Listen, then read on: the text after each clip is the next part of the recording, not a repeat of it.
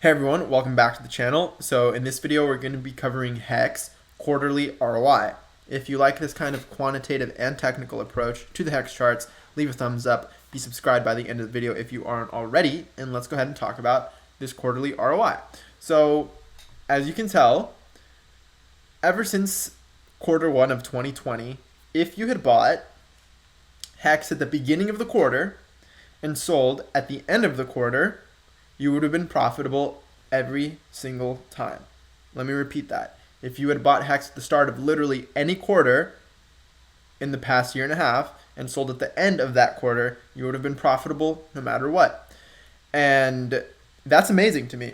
I'm not sure if it is to you, but I know the whole quarterly framework is oftentimes used by businesses and institutions because they have to do quarterly earnings reports and so on, right? Profit loss statements. So it's not a small deal, in my opinion, the fact that on any of these 90-day time frames you would have been profitable. And let's go ahead and look at by how much. So our least profitable quarter was Q1 of 2021, so this year. And it makes sense, right? Because we started the year at around that sort of little blow off top at around 2 pennies. And then at the end of that quarter, I believe we were just crossing the 2 penny region again. And so yeah, for the most part, it was just kind of a reaccumulation quarter, but nonetheless, you would have still been profitable at the end of it with 24.7% profit. Okay? And our second highest quarter was 28% profit, and that was Q3 of last year. And if you go up, you see you've had quarters of 3.41x, which is a nice 241% gain, 376% gain over here, and then 669% gain in Q2 of 2020. So anywhere from 24% profitable to 669% profitable. The point there is they're all positive numbers. All of these are positive numbers. And we also took an average of Q1 2020 all the way through Q1 of 2021, where we have full quarter data. And so that's 5 quarters that we took an average of to get an average curve on any given day, an average data point on any given day, I should say, which gives you this nice curve, this average curve, which is the white dotted curve you see here. And that's essentially your average ROI, right? Your average on any given quarter. So at this point in time in the quarter, where we are on day 68 or so, on average, HEX is up 2.88x, so almost 200%. From the beginning of the quarter, and we're currently slightly above average at approximately 238% profitable. And so we're pretty much right on track with our average quarter, which I think is pretty cool. It's slightly above average, like I said. But if we were to end the quarter at an average quarterly ROI, we'd end up pretty much where we are now, with just maybe like 8% more to go on top of where the quarter started, which it's not too much, but again, we've had our wild quarters where we've had way bigger gains, and that would essentially put HEX at a little over 2x from where it's at now, I believe, putting it closer to the 13 cent or more region. And that's if we approach this like we have in the past. And who's to say this doesn't go higher, right? Because here's a point I wanted to bring up actually is, for example, if you look at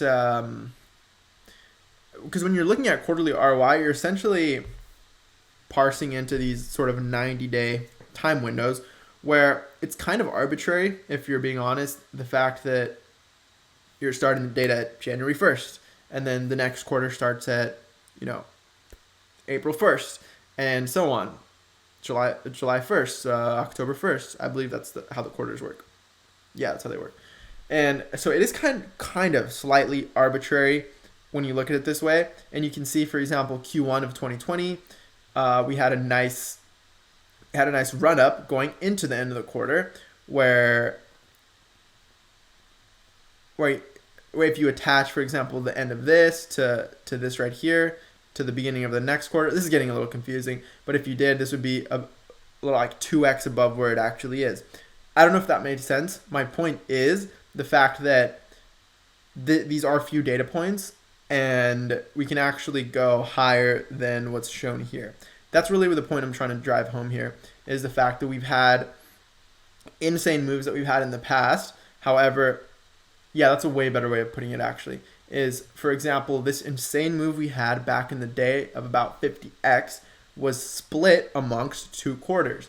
So my argument here against this upper limit, my argument against that upper limit is exactly this right here. Check it out. For example, this move here, this 50x more or less, was split between 2 quarters, because the first quarter is all of January, February, and March. And if we grab a vertical line and put it at the beginning of April, it's right there.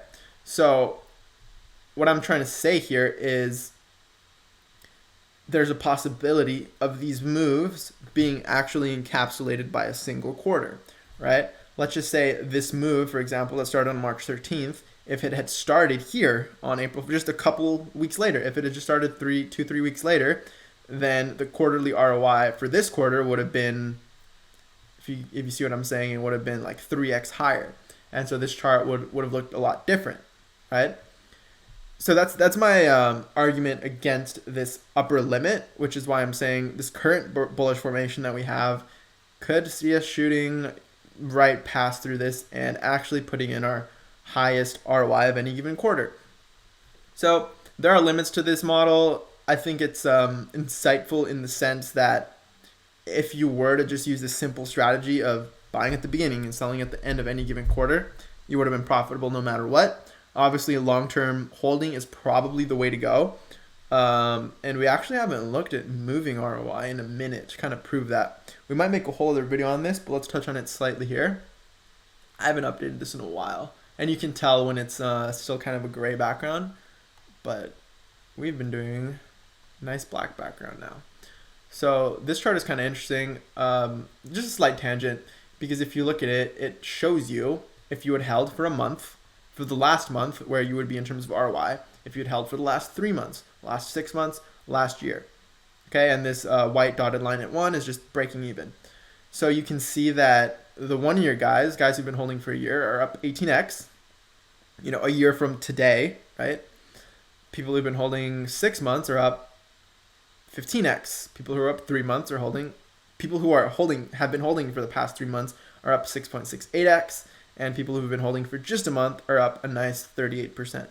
And so this kind of illustrates the fact that longer term holding is just better in terms of ROI. I mean, it's pretty clear. You can see that not that long ago, around the day 400 region, 1 year guys were up 194x from the bottom, right? Because as prices move up, this ROI is gonna obviously decrease over time, but then we start getting more data points and we can start including things like maybe 18-month ROI, 2-year ROI. So that'll be fun. It will be fun as this coin actually becomes older. And is it 1.5 years old already? I'm kind of curious. We started taking data on December 14th, then June 14th. So yeah, in about 6 days, we'll be able to see 18-month ROI, which is kind of cool. So again, we'll start adding more data points to show you and illustrate the fact that if you've been holding for the past 18 months, once we start getting that data point in about a week or so, that will probably be, not probably, let's actually show you exactly what it'll be. So June 14th to December 14th, or 15th, let's say. If we just stay still where we are now, then those guys are up 252x. So once we start getting in data points next week, and if we start plotting 18-month ROI, that'll start around here. So again, the longer term guys are always chilling the most, okay? They're sitting the prettiest. And that's just to kind of illustrate kind of the limits of this quarterly ROI model, which sure, it's cool, but at the end of the day, are you really planning on buying at the start of a quarter and selling at the end of it? I mean, history has shown that it's not a bad idea, but at the end of the day, none of these are those X's that we saw with the guys holding, a year, and that extrapolation we did on the 18-month guys who are up 200 and what was it? Some crazy amount, 250x, I think. So for those guys, again, that's a lot more than 7x, right? 250 is much greater than 7. So again, this quarterly ROI is definitely a shorter term approach if your investment horizon is only, say, 90 days. But I think it's insightful to say the least. I think this, in combination with the moving ROI model, really drives home this point that holding longer generally tends to outperform holding shorter periods of time. But if you were to want to just hold a short period of time, this model illustrates the fact that it's not a bad idea if you're using a simple strategy that's proven. So obviously anything can happen. We're right on track, a little above average with our quarterly ROI. Can we blast through this upper limit? Yes. Can we go beneath this lower limit? Of course. And so nothing's ever really set in stone. Never financial advice on this channel. Just your generic disclaimer for this video. These are just models. I'm just showing you what I see in the charts, why I'm arriving at the conclusions I'm arriving at, and how you can arrive at them yourself, right? If you can whip up these models. And so just to finish off the video, we're still holding a nice consolidation around our, if you look at the line chart, this is why I have it plotted this way.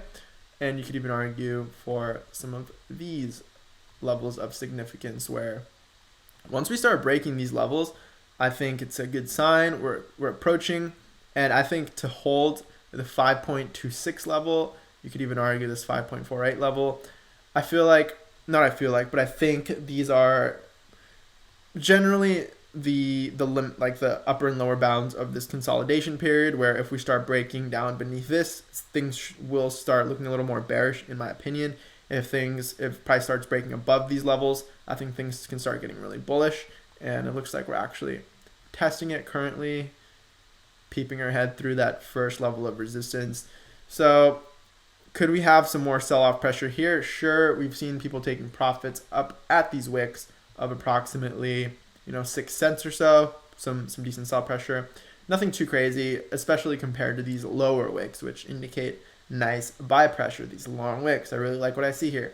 So as long as we can hold again, I think 5.2, 5.3 cents is a good region to try to protect for the bulls, and I think for the bears, if we get above 6.2 cents, I think bears should probably go into hibernation and maybe go hang out in Bitcoin land for a bit. But with that said, I do appreciate you watching this video. Thank you so much for getting me past 2,300. Let's get to 2,400 subs. You guys are crushing it. And leave a thumbs up on the video if you enjoy this kind of hybrid quantitative and technical analysis on the HEX price. Go ahead and check out LookIntoHex.com if you haven't already. It's your go-to spot for your quantitative statistical models on the HEX price, updated real time every single day around 5:30 p.m. PST. It's really up to Nomics and when they decide to update their daily data, and I go in and do that. You have your regression rainbow, your moving average heat maps, and your ROI versus the blue chips, Ether and BTC. And turn on the bell for post notifications because we drop videos every single day. Thanks again for watching, and I'll catch you in the next video. Peace.